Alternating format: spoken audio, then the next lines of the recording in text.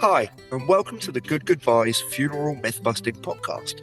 On the show, you will hear us, your hosts, Simon, a funeral director, and Tina, an independent celebrant, chat about all things funerals, death, and dying to help you navigate the planning of your good goodbye for yourself or the people in your lives. Sometimes we have funeral industry guests, and sometimes we just chat through funerals, death, and dying. We do this with kindness and sometimes humour. We're based in Devon in the UK, and we hope you enjoy the show ahead.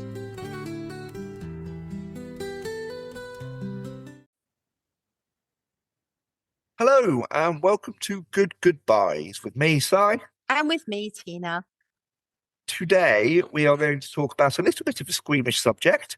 So if it's not for you, let me know by turning off. But we're going to talk today about postmortems and autopsies in another part of the world. Forgive my American ignorance if you are one of our listeners from the US, which actually accounts incredibly for 12% of our listenership from the US, which is amazing. So hello, everybody over there. I'm going to talk almost exclusively about the UK, just by the very nature of my knowledge base and what I can talk about.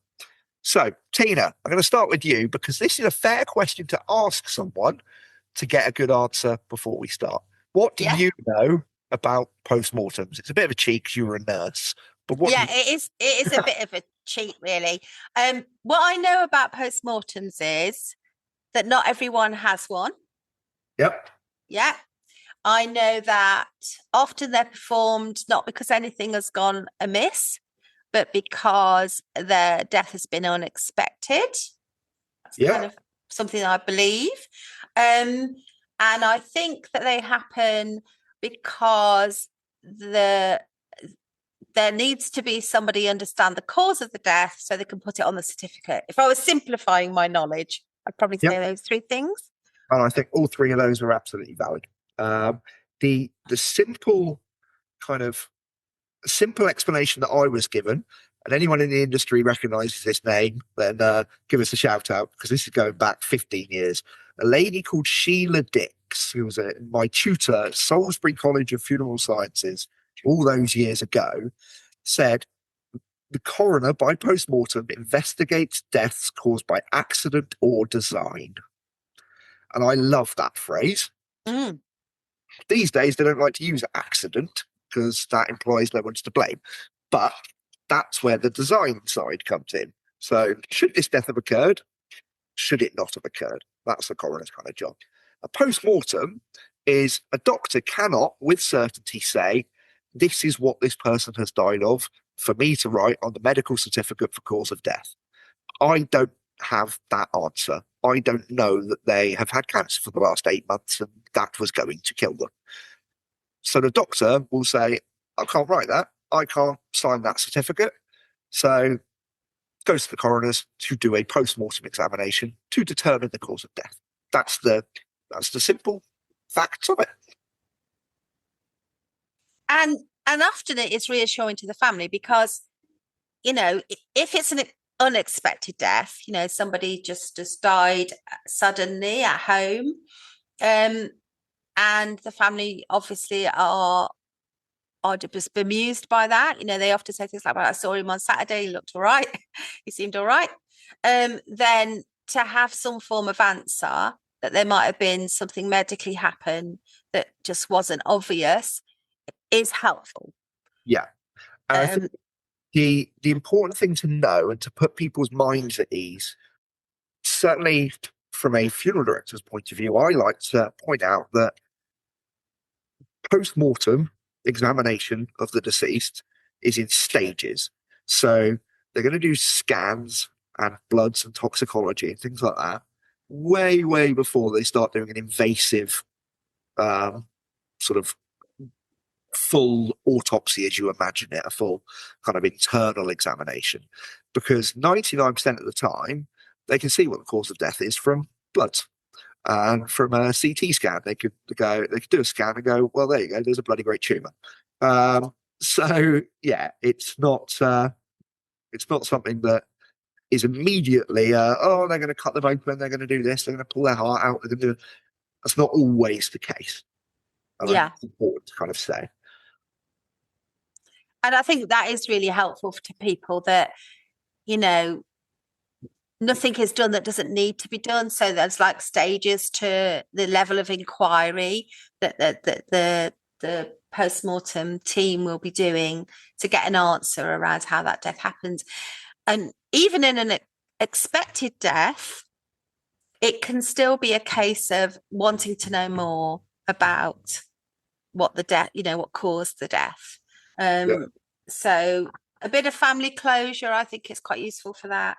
But also, I think that it is used in a degree for research and training. If it has to happen anyway, then it is an opportunity for students and doctors and others to learn a little bit more about the human anatomy in a way that's respectful. Absolutely. Yeah. And I think that the pathologists, the people that perform these, are on incredible sort of learning journeys throughout their career. It's a fascinating job role because no two individuals are the same ever. The progression, the disease progression, or the what has killed someone could be completely different, even in two cases of the exact same disease. And there's sort of comorbidities of well, this person had that and it developed into this, but that didn't happen with this person. They got something else. So to be able to research and understand is better for treatment. Yeah.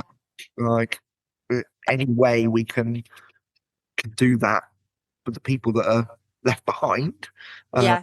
and give someone else a better chance next time because we didn't know that happened. Like then that's a win, right? Yeah.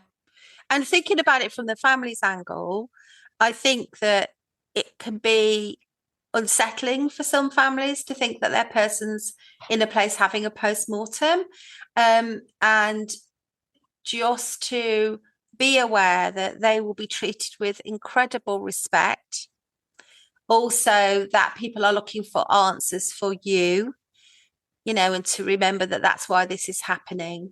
Yeah. But how long might people wait, do you think? I think this is the one negative with the coronial process. So when the coroner's involved and there's post-mortem investigations, it can add a week, 2 weeks onto the process. Because especially in the case of cremation, they have to know the answer. It's so important for them to have everything they need. And it's ultimately, like Tina said, for the family to have that answer is so important that they can't then go and have a cremation and leave them with nothing to work from, with no evidence. Yeah. Because if they later find actually there was something awry here, there was something like they've been exposed to something they shouldn't, and this happens a lot with like asbestosis, things like that. We're Yeah. not talking anyone's done anything on purpose, but someone whose working career has caused them to inhale asbestos and it's caused these lung issues, and that's what's ultimately killed them. That was never planned. No one ever wanted to do that. So that's where the accident or design comes into it. Yeah. No one planned to do it. It is an accident, but someone is accountable for that. Yeah. And I think that's where that kind of that wording of we don't like to use the word accident because there's Mm. always somebody somewhere. Well, that's true, but they didn't mean to do it. Yeah. So And yeah, yeah, exactly. And sometimes when there are question marks, I remember reading about a young footballer who'd collapsed on, you know, whilst playing the game, and died subsequently once he'd been taken off the pitch. And people were making some real assumptions in the media about his lifestyle and how that would have contributed to his death. Drugs were mentioned. And when the post-mortem happened, the family were able to say, not that they should have necessarily needed to, but were able to say he had a heart condition, an undiagnosed heart condition, quite a rare one, and his heart gave out, and that was the cause of his death. So I suppose in some ways like that, it is helpful for us to try and know why people die. Yeah, absolutely. I think that answer, that closure, is Yeah. so important, because you can't live your life with this great unknown. It's not fair. Is a big thing that you hear, because there's no reason behind it. Well, there's always a reason. Like, let the professionals find out what that is and give you some closure on that. Actually, Yeah. And that was the only thing I also just wanted to share with everyone, is that when we use the word professionals, just for you all to have a knowledge that postmortems are carried out by pathologists. They're doctors who specialise in understanding the nature and the cause of disease, and they're overseen by the Royal College of Pathologists and the Human Tissue Authority. And so there are lots of standards they have to work to. And I'll pop a link in the show notes.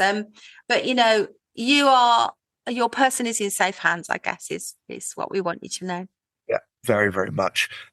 Incredible professionals that really care about what they do, and they do what they do to help families understand and get answers. It's not fun. They're not doing it because they enjoy it, although some of them probably enjoy their work, but they probably enjoy being able to give the answers, being able to help find out what these causes are. Yeah. Because that ultimately is their end goal. Yeah. Yeah. And they do try and be speedy as they can. They try and do it within 2 to 3 days. They try and get, you to a place so you can move on with your loved one's body and do all the things that you want to do. Yeah.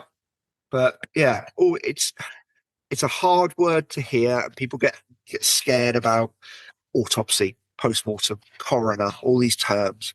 But ultimately, these people are there to help, to give answers, and to make sure nothing's been missed. We hear about kind of negligence cases and things from doctors and surgeons and things like that, which is so hard to hear. Mistakes do happen. That's part of life as well. I think knowing that there are professionals out there whose sole job it is to see what's happened and explain to you and give you an answer, I think is a comforting thing. I think you should look at it that way rather than the other. Yeah. What a good way to end this podcast episode, Si. Thank you. And we will see you all again soon. Take care. Thanks for listening to Good Goobyes. We hope you found it helpful and informative. Please do leave us feedback, other topic suggestions, and subscribe for a regular listen and like and share if it all helps the show. We're always interested to know what topics you like us to talk about, so do reach out to us if you have any ideas. If any topic leaves you thinking you need additional help or support, please do seek out professional advice. Take care and be kind to one another.